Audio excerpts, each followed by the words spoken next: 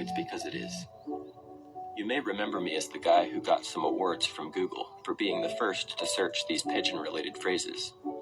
Now, I'm proud to introduce what I've been up to.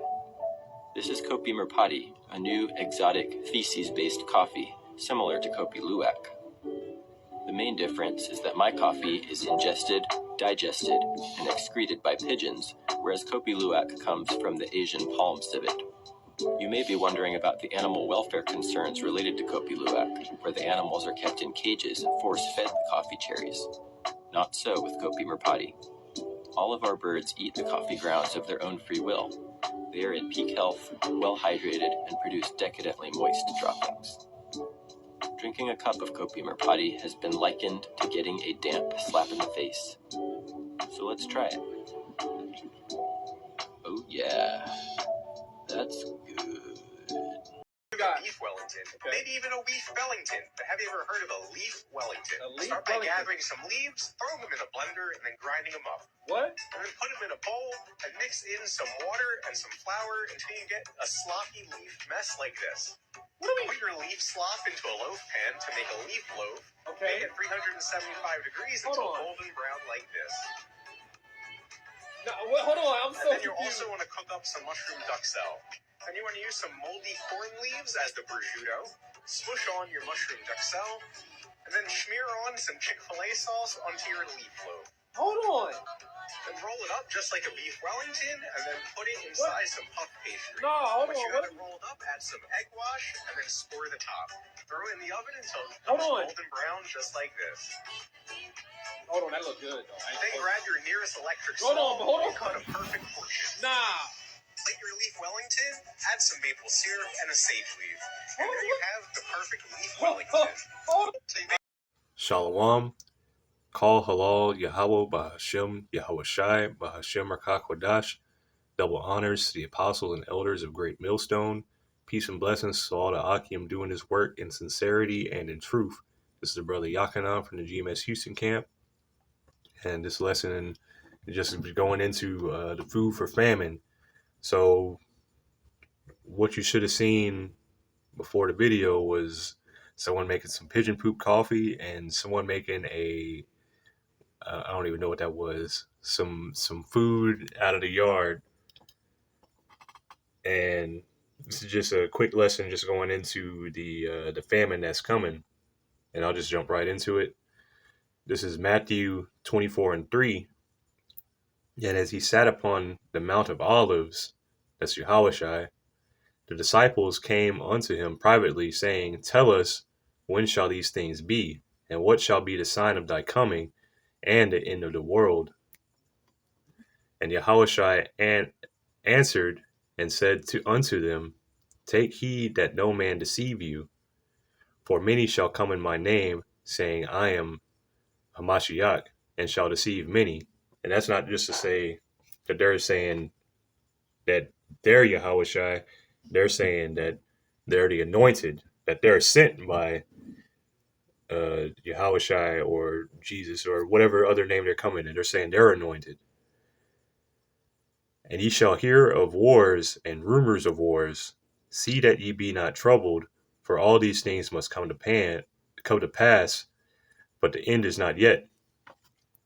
And we're hearing of wars and rumors of wars right now, like with what's going on in Russia, Ukraine, Sudan, the tensions building between Taiwan and China, and all that. Even what's going on within the borders of the U.S.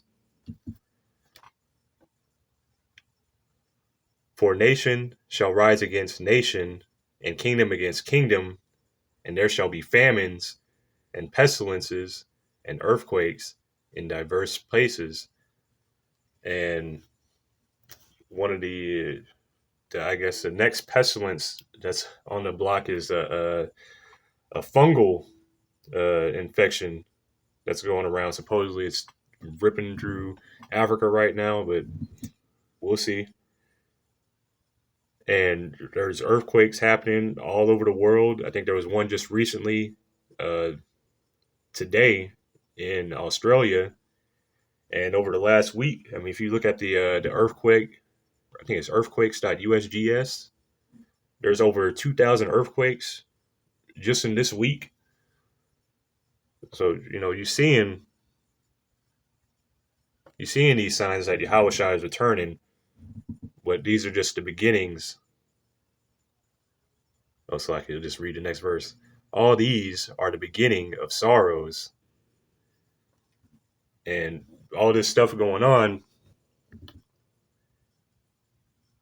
is going to drive food scarcity through the roof. There's already what's happening here. You might not have heard anything. Well, I haven't heard anything in the last week or something about some food processing plant or anything like that mysteriously burning up or blowing up or whatever. But just because I haven't heard about it doesn't mean it ain't happening. And so, with this food scarcity coming up, it's important not to worry too much about it, because the Lord is going to provide for you if you're one of his servants. So this is Matthew 6:31. Therefore take no thought, saying, what shall we eat? Or what shall we drink? Or wherewithal shall we be clothed? For after all these things do the Gentiles seek. For your heavenly Father knoweth that ye have need of all these things. So the Most High Yahweh, he knows all the things that we're in need of. And basically in this life, all we really need is food, shelter, clothing. The Lord going to provide for that. We have examples in the scriptures. Look at when we were in the wilderness. Look how the Lord provided for us during that time. And it even says that our clothes didn't even wear. The Lord brought quail and manna. He fed us in the wilderness. He took care of us. So the Lord doesn't change. What makes you think it's going to be any different now? All you just need to do, you need to do a lot, but what you really need to do is trust in the Lord. And that's the basic. Learn how to trust in the Lord. He'll get you through it. And just to go into, because really what kind of sparked the idea for this lesson was the first video, the pigeon poop. And it reminded me of in 2 Kings in chapter 6. Let's just jump to 24. This is 2 Kings chapter 6 and verse 24. And it came to pass after this that Ben-Hadad, king of Syria, gathered all his hosts and went up and besieged Samaria. Now let's look at this word besieged real quick. This is Tazawar, Strong's H6696. It says to bind, confine, cramp, confine, to shut in, to shut up, to show hostility to be an adversary. Yeah, that's fine. So Israel or Samaria was besieged at this point, and there was nothing really you can do. Like what? Well, let me go to the Edom one. And this is the Edom for siege. It says the military sense, the stationing of an attacking force before or around a fortified place, the act or process of besieging a city, a castle, etc. So this is, the notion is of an army sitting down before a place. So basically the army is surrounded a city, nothing gets in, nothing gets out. So what's going to happen? Shoot, your supplies are only going to last for so long. Shoot. And there was a great famine in Samaria, and behold, they besieged it until an ass's head was sold for 80 pieces of silver.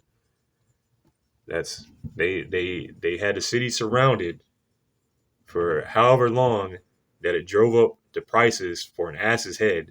Now, an ass, you don't normally eat this animal, but because it's a work animal, it is more suited for being out in the field.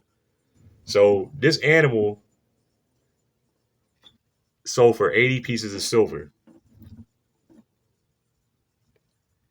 And the fourth part of a cab of dove's dung for 5 pieces of silver.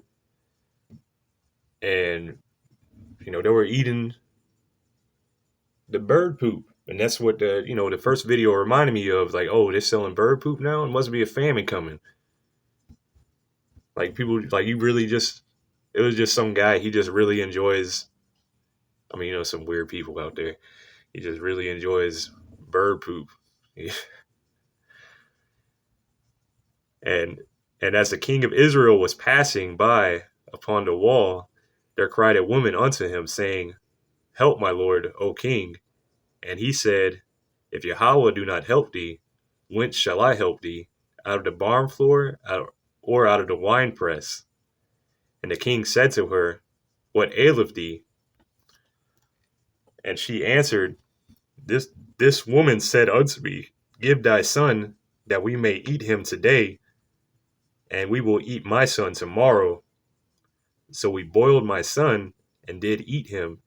And I said unto her on the next day, Give thy son, that we may eat him. And she hath hid her son. So this is what's going to be going on, in the coming soon. Like, say you can't afford that pigeon poop coffee, or you ain't got no leaves in the yard, to mash up into a fine a fine meal, a fine 5-star meal. You don't have any of that, but your neighbor, they got a kid or something like that. Man, it's terrible judgment. Because this is judgment from Yahweh. He brought that judgment onto that woman, her son, the neighbor, really bringing that judgment on the whole city. But that was just one account. And actually, let me get this Sirach 39, because it's judgment that happened. And you shouldn't,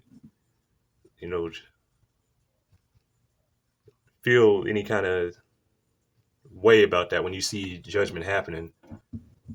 You should actually be glad to see the Lord's judgment coming out. This is Sirach 39:28. There be spirits that are created for vengeance, which in their fury lay on sore strokes. In the time of destruction they pour out their force, and appease the wrath of him that made them. Fire and hail and famine and death, all these were created for vengeance. Teeth of wild beasts, scorpions, serpents, and the sword punishing the wicked to destruction. They shall rejoice in his commandment, and they shall be ready upon earth when need is.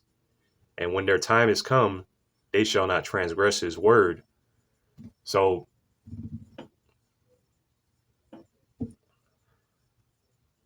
like us, like we rejoice in seeing the judgment of the Lord come out.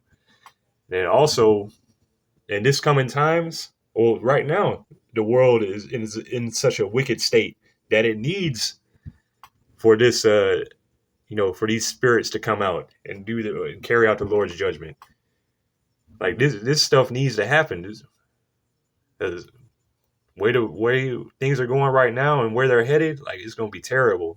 And Yahushai, or the Lord Yahweh, Ba'ashem Yahushai, he's gonna have to cut the time short because of how bad it's gonna get out here.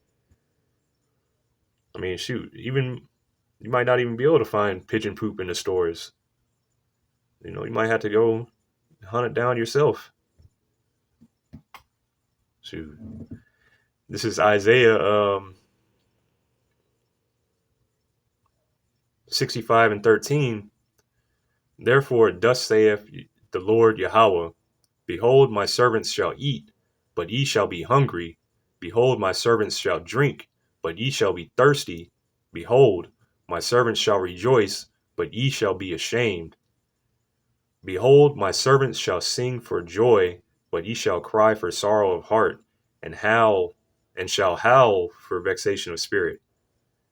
And that's what's going to happen to these people. Like, if you're a servant of Yahweh Ba'Shem Yahweh Shai, and you doing this work, hey, may the Lord have mercy on you, because that's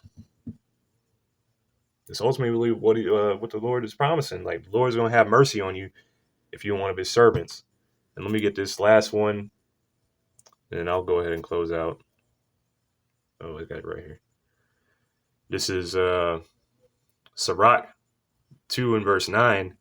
Ye that fear Yahweh, hope for good and for everlasting joy and mercy. Look at the generations of old and see, did ever trust in Yahweh and was confounded? Or did any abide in his fear and was forsaken?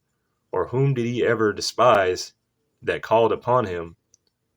For Yahweh is full of compassion and mercy, long-suffering, and very pitiful, and forgiveth sins, and saveth in time of affliction. And there's many accounts to choose from in the scriptures. There's Elijah in 1 Kings chapter 17. There's the 3 lepers in 2 Kings chapter 7. There's many accounts.